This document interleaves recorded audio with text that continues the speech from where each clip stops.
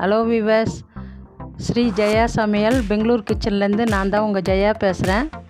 இது வரைக்கும் என்னுடைய சேனலை பார்த்து எனக்கு ஆதரவு கொடுத்தவங்களுக்கும் கொடுத்துக்கிட்டு இருக்கிறவங்களுக்கும் கொடுக்க போகிறவங்களுக்கும் ரொம்ப நன்றி. இன்றைக்கி நான் சோயாவில் கபாப் மாதிரி பண்ணலான்ட்டு இருக்கிறேன். அதுக்கு தேவையான ஐட்டம்லாம் பார்த்துக்கலாம் வாங்க. சோயாவை ஒரு 10 நிமிஷம் தண்ணியில் ஊற வச்சேன். பச்சை தண்ணியில் தான் ஊற வச்சுருக்கிறேன். அது 10 நிமிஷத்துலேயே ஊறிடும். கொஞ்சம் புழிஞ்சு அழுத்தி புழிய வேண்டாம், ஏன்னா உடஞ்சிரும். அது முழுசாக இருந்தால் தான் நல்லாயிருக்கும், கபாப் சூப்பராக வரும். பாருங்கள், அந்த மாதிரி புழிஞ்சு எடுத்துக்கிட்டோம். 100 கிராம் போதும்.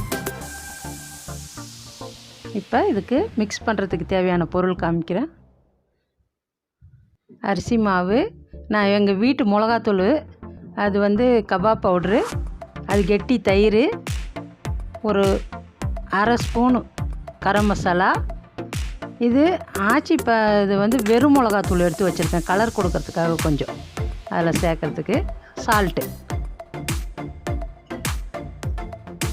அரிசி மாவு இந்த ஸ்பூனால் 1.5 ஸ்பூன் போட்டுக்கிறேன். நல்லா மொறுமொறுப்பாக இருக்கும் அரிசி மாவு கலந்துக்கிட்டால். இப்போ மிளகாத்தூள் 1 ஸ்பூன் போடுறேன். அப்புறம் மிளகாத்தூள் கலர் கொடுக்கறதுக்காக அது கொஞ்சம் சேர்த்துக்கிறேன். இது கரம் மசாலா அரை ஸ்பூன் போதும், கொஞ்சம் போட்டுங்க, ஏன்னா ரொம்ப இருந்தால் வாசனையாக இருக்கும் ஒரு மாதிரி. சால்ட்டு, இது கபாப் பவுட்ரு, அது சேர்த்துக்கிறேன். அது போட்டுங்கன்னா பைண்டிங்க்கோசரம். அது ஒரு 3 ஸ்பூன் போடுறேன், அந்த ஸ்பூனால். இப்போ தயிர் சேர்த்துக்கிறேன், 2 ஸ்பூன் சேர்த்துக்கிறேன். உடையாமல் பார்த்து கலந்துக்கணும், எல்லாத்தையும் மிக்ஸ் பண்ணிக்கணும். ஏன்னா உப்பு நான் இன்னும் சேர்க்கல இதில். அது கபாப் பவுடரில் உப்பு ஏற்கனவே இருக்கும், அதனால் இது கலந்துக்கிட்டு கொஞ்சம் உப்பு பார்த்துக்கிட்டு அப்புறமா உப்பு கொஞ்சம் சேர்க்குறேன். பாருங்கள், உடையாமல் பிசையணும். அது கொஞ்சம் ஈரப்பதம் இருக்கிறனால ரெண்டாக உடஞ்சிரும். அது உடையாமல் கரெக்டாக கலந்துக்கணும். உப்பு கொஞ்சம் கம்மியாக தான் இருக்குது. அந்த ஸ்பூனில் 1 ஸ்பூன், சின்ன ஸ்பூனால் 1 ஸ்பூன் போட்டுக்கிட்டேன்.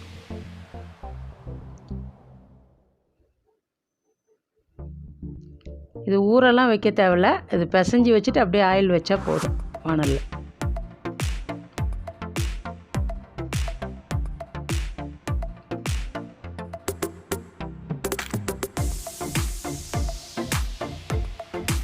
வானல் வச்சுட்டேன். கொஞ்சமாக எண்ணெய் போட்டுங்க, ஜாஸ்தி தேவையில்லை, ஏன்னா சுட்ட எண்ணெய் யூஸ் பண்ணக்கூடாதுன்றாங்க. அதனால் இது பொரித்து எடுக்கிறதுக்கு எண்ணெய் ரொம்ப குடிக்காது, ஏன்னா நம்ம ஊற வைக்கல ரொம்ப நேரம். அதனால் கொஞ்சம் திட்டமாக போட்டுங்க, எண்ணெய் போதும். இவ்வளோ எண்ணெய் போட்டுக்கினீங்கன்னா போதும்.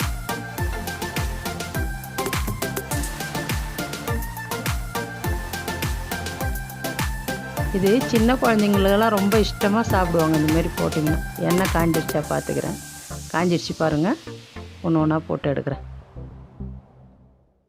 தீ ஜாஸ்தி இருந்தால் தீஞ்சு போயிடுவாங்க. பாருங்கள், 1 2 ரொம்ப தீஞ்சு போச்சு.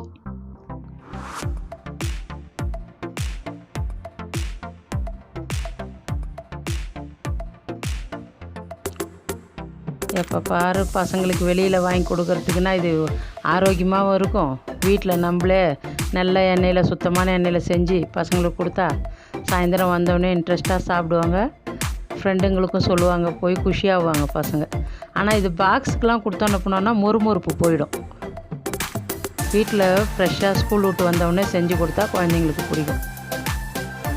குழந்தைங்கன்னு இல்லை, பெரிய பசங்களுக்கு கூட காலேஜ் விட்டு வந்தால் ஈவினிங் ஸ்நாக்ஸ் கேட்டாங்கன்னா இந்த மாதிரி நீங்கள் செஞ்சு கொடுக்கலாம். வீட்டில் செலவும் கம்மி. இதுக்கு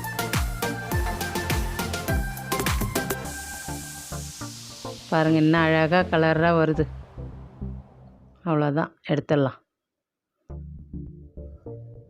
நான் சொல்கிறத விட நீங்கள் செஞ்சு சாப்பிட்டு பார்த்தீங்கன்னா தான் தெரியும் டேஸ்ட்டு. பாருங்கள், சோயா கபாப் ரெடி ஆயிடுச்சு. இதை நீங்களும் செஞ்சு சாப்பிட்டுட்டு ருசி பார்த்துட்டு எனக்கு லைக் பண்ணுங்கள், ஷேர் பண்ணுங்கள், சப்ஸ்கிரைப் பண்ணுங்கள்.